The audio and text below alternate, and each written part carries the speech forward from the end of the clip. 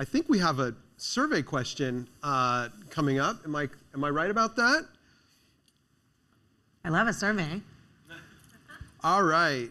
So the question, self-driving cars, ready to ride or not there yet? So we have a lot of pessimists who responded to this survey on Twitter. Curious, in the audience, raise your hand if you've had a ride in a fully autonomous vehicle thus far. Okay, pretty good.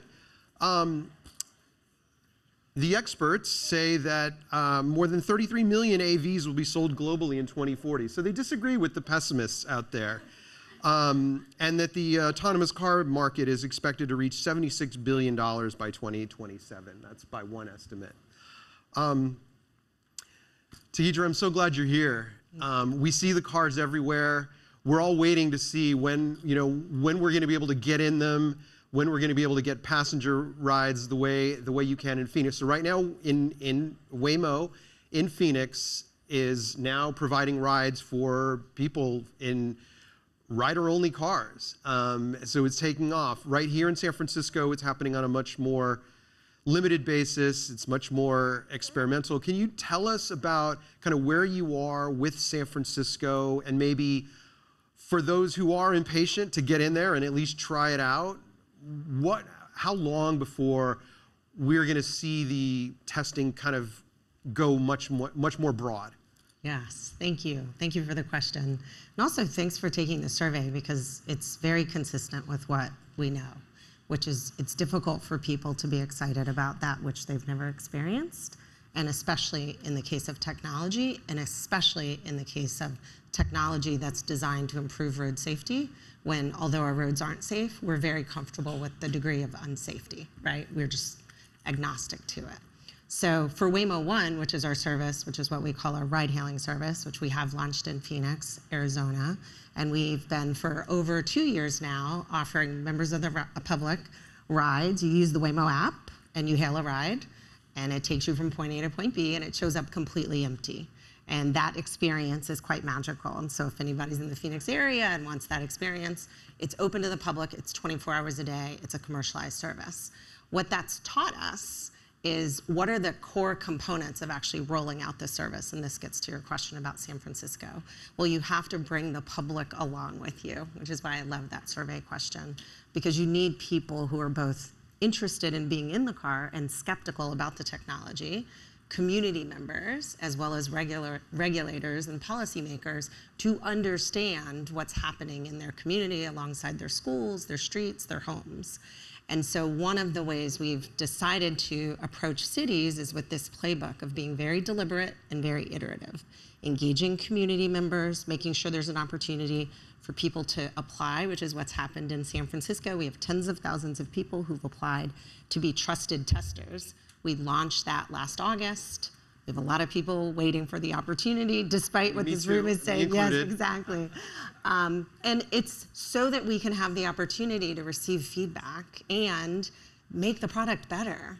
Because I think with autonomous vehicle technology, we spend so much time talking about the technology, which is great because it's important. And I actually think it's the challenge of our generation to get this right. On the other hand, the reason someone pays to be a customer of an autonomous ride-hailing service is because the service is useful, it's delightful, it actually takes you safely from point A to point B, meeting your needs and offering you a space that's consistent and clean and private.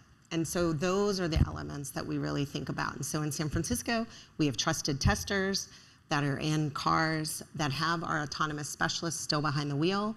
And then we have what we refer to as rider-only cars that our employees are now taking rides in. That's like Phoenix. And the reason we do that is because there's no one harder on ourselves than our employees, our Waymonauts, right? Like we have very high expectations of what the Waymo drivers should be able to do. We've also expanded to downtown Phoenix, where we're using the same 5th generation Waymo driver that's here in San Francisco. And we have employees taking rides there in rider-only. And we're starting trusted tester. Based on what you've learned or are learning in Phoenix, what you're learning in San Francisco, if you could go anywhere, what would be the next places where you would like to at least roll out testing? And I'm obviously assuming that you cross all the T's and dot all the I's that you need to with local and state regulators. Where regionally would you like to go next? Everywhere. Everywhere. If we assume regulatory certainty and technology is there, everywhere. I mean, this is really technology that should be deployed everywhere people and goods need to move. That's our mission. And one of the reasons we're focused on not only being multi-geo, which is what I just described, but also multi-platform. And so we have the all-electric Jaguar I-Paces, and that's what's here in the city, as well as downtown Phoenix. And then we have our Class 8 Daimler trucks, and that's where the Waymo driver is also deployed. So we're really focused on once you have a driver and it can drive and it's generalizable across different vehicle platforms, and then it's able to meet the use cases of the business model, which is ride hailing, trucking, and local delivery, then the question is, where do you go next? I mean, that's an exciting commercialization opportunity. I'm obviously not going to say what our roadmap plan is, and I hear your question in that and appreciate it. But really, the answer is you go where the demand is, depending on what demand. Yeah. So you talked about safety. Safety advocates say you shouldn't even be testing this stuff on roads. Given what the math tells us about the safety of driverless vehicles versus vehicles that are driven by people who make a lot of mistakes, why do you think that message is not getting across? And what do you have to do to better communicate that in DC and elsewhere? Yeah, I think it's what I said in the beginning. I think we don't experience road fatalities as mass casualties. We don't experience the 40,000 at once, and we don't even experience what would be sort of 700 a day globally, right? Like, we don't have planes just falling out of the sky every day, killing everyone. And if we did, we would feel differently about the state of our roads. We'd feel differently about whoever it was that gave me my driver's license at 16. I mean, I did not. I mean, I was an A student my whole life. I barely passed that exam, right?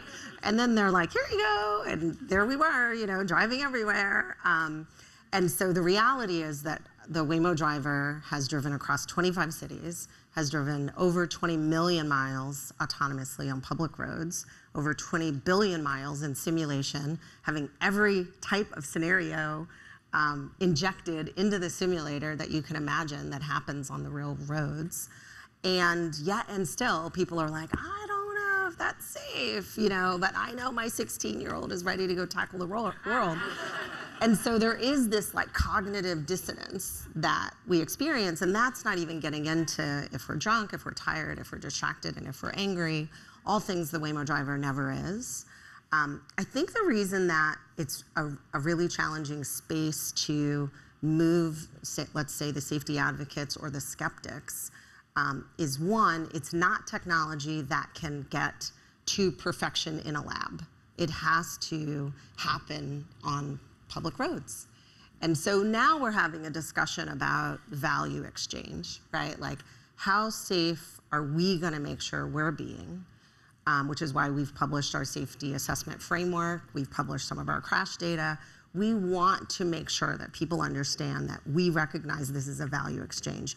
If you can make our roads safer, if you can get my kid to soccer practice, back to the cheerleading squad and home, that is real value in my life. And all of a sudden, I feel very differently about whether or not I want her with her, 6 friends, distracted on their cell phones and in their cars. And I think we just haven't ever had this kind of really exciting transition take place where you can bring the value exchange. We're in the early days of being able to demonstrate it, but we're definitely seeing that we've been able to demonstrate it. And Arizona has been such a great place to do that, because there were no shortage of skeptics when we showed up there. To the extent that you are able to spend time in DC with our officials there, have you been able to get through to the Biden administration, to get through to Pete Buttigieg? And if so, what is the vibe that you're getting? How receptive is this administration? I think this administration, and generally speaking, Democrats and Republicans both want to see this technology advance. Our team works with every level of government, And what we haven't seen, which may be sort of at the heart of your question, is an appetite or opportunity to advance a regulatory framework that says this means go, this means stop. And certainly that's what safety advocates and others would love to see. That's complicated, and one of the things, if you're talking about how best to regulate a safety critical technology, if you go too early, you're going to use the sort of lowest common denominator, and it's going to be a race to the bottom. And so there are things we would have advocated for just not knowing what we know now 4 years ago that we now know would have been like sort of a hurdle that we could easily cross. So we've actually been quite cautious about trying to push. There's a sort of a permissive framework right now at the federal level, and we were the first company to submit a safety report. We think that's important. We think if you're going to have these cars on the road, if you believe in your technology, you should be willing to sort of disclose what you're doing and why you're doing it and how you're doing it. And then we think sort of a safety case-based approach is probably the right approach for some time to come, because everyone's technologies are different. And so it's not like you can really come up with a single standard, because maybe you could do a workaround to a standard. And so I think just being smart and commonsensical, the Secretary Buttigieg, in his sort of just in this early time being here, is already focused on how to advance AVs, and our team in DC works directly with his office. I want to talk a little bit about Via for just a minute. Great. This is your commercial goods delivery. In fact, just this week, you announced a partnership with Uber, erstwhile less than friend. We just had Dara on stage, and we talked a little bit about it with him as well. You've got testing going on across the Southwest, including California. Do you have plans for that for those commercial kinds of delivery agreements to roll out across the nationwide? Mm-hmm. And then how big do you see this being in terms of your business? Because I think traditionally have thought of Waymo as passengers and consumer facing, but every other week it seems like there's another announcement about a commercial partnership. So where does that go, and how big of a part of your business does that become? Yes, you're like, what gives? So ride hailing is certainly has been our primary focus. Our secondary focus, and I say that because obviously prioritization is so important when you're building the driver, like which vehicle platform are you building the driver to sort of work on first, and then second. And so Class 8 trucking is where we're laser focused next. The deal with Uber Freight's exciting because it gives us a chance to connect the Waymo driver to their network, the Uber Freight network, which is great. The way our business model in trucking works, we have partnerships, as you said, with C.H. Robinson and J.B. Hunt and others. We're working with the shippers and the carriers, and then they will actually have trucks that'll have the Waymo driver on them. There's over 300 billion miles driven today in the US alone, commercially. And so that's the way to think about how we think about this opportunity. We think it's big, we think it's meaningful. We think not only can we bring more safety to it, but also more efficiencies and cost savings. When you were appointed co-CEO just about a year ago, alongside Dolgov, you talked about your wanting to work alongside employees to build, deploy, and commercialize the business. Where are you in that effort? How would you assess your progress thus far in living up to the goals that you set for yourself? So I'm going to answer sort of personally, and then I'll answer for the company. I mean, I think personally it's important to be constructively dissatisfied, right? Like, I think that there's always more to be done. This has been a really hard time to be a leader in COVID. Hiring people, expanding the team, driving culture, hitting milestones, raising money, like, it's complex.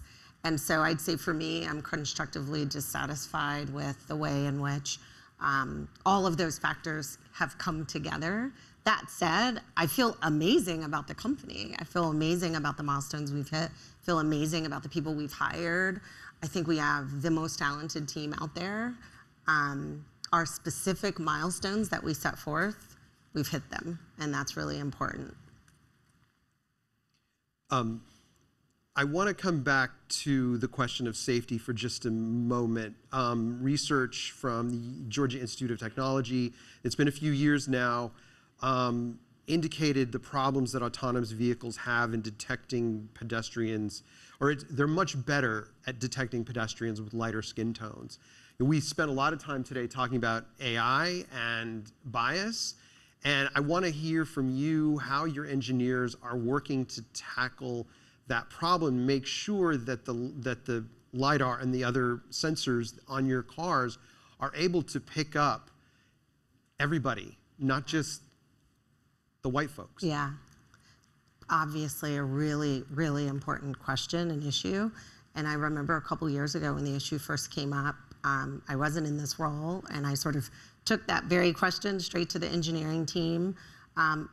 I got the answer, and then I got the validation to the answer. So the answer was, we can pick it all up.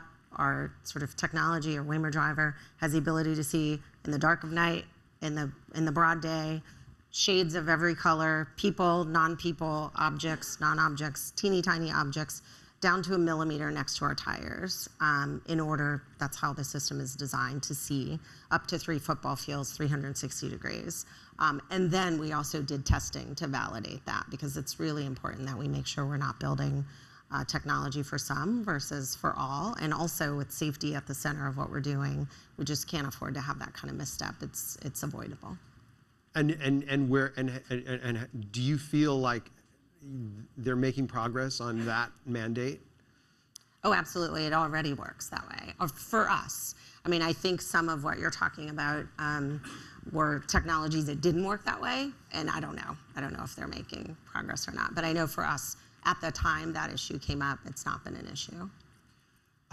You raised $2.5 billion last year from not just your parent, Alphabet, but a whole host of other investors. And then the year before that was the first time that you went to outside investors. Do you see that pattern continuing of broadening the equity investor base beyond the parent? And how long do you think it is before you will need to go out and raise again? We have really world-class investors on our cap table, like you said, including our parent Alphabet. We raised $5.7 billion over the last 2 years. I won't say when we'll go back out, but I will say that we're deeply aligned that this technology has massive, massive transformative opportunity and feel great support from all of our investors. Do you anticipate full independence from Alphabet at one point? I love those words, anticipate. At one point, I mean, I told you, I think being constructively dissatisfied is important. And so what I will say to you is we have to execute, and we're doing that. And we're laser focused on doing that. And I think the reason I talk about being constructively dissatisfied is because I want us to stay focused on executing. There's so much to be done to make sure that the roads actually get safe and to make sure that this technology actually scales and deploys. And when we do that, I am certain that all interests will be aligned. How concerned are you about I know you can't talk about when you'll do it, but given where we are with the markets, how concerned are you about the state of the capital markets right now and the valuations that we're seeing ascribed to startups and the biggest companies alike, including Alphabet? Yeah, I'm feeling great. I mean, I think it's very rare to have the opportunity to be owned by Alphabet, supported by them all of these years, have a cap table of world-class investors, and have a very clear articulated vision, mission, opportunity, TAM, product, and commercialization strategy. And I think all of those are our opportunity to sort of tackle. And thankfully, it hasn't ridden a lot on the frothiness of the market. It's really been riding on our execution and our strategy. How comfortable are you with the pace of hiring that you've been doing? Are you having to slow that down? And do you envision, we've had a lot of companies that have said, not only are we going to tap the brakes on hiring, but we're actually going to retrench in certain areas. Where are you in your hiring plans? Yeah, we've been hiring a lot, and we're continuing to hire a lot. This takes a lot of talent to bring this technology to market takes a lot of talent.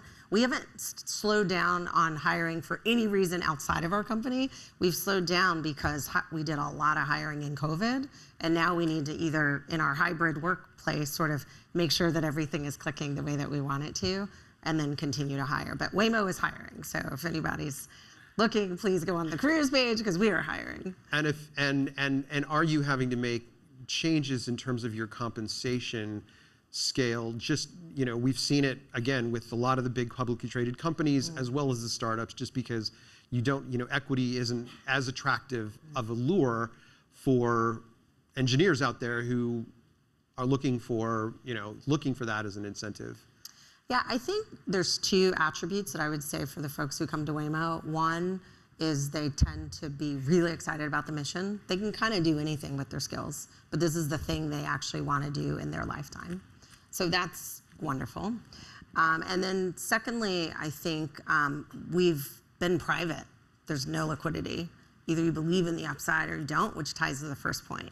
And so we haven't seen that at all in our recruiting. We still see people who come, want to be there, who come to us, want to be at Waymo, and they've been in a lot of other places where there was a lot of liquidity and a lot of opportunity, and now they want to do something really meaningful. Tekedra, nice to talk to you. Great. Thanks for coming. Thank you.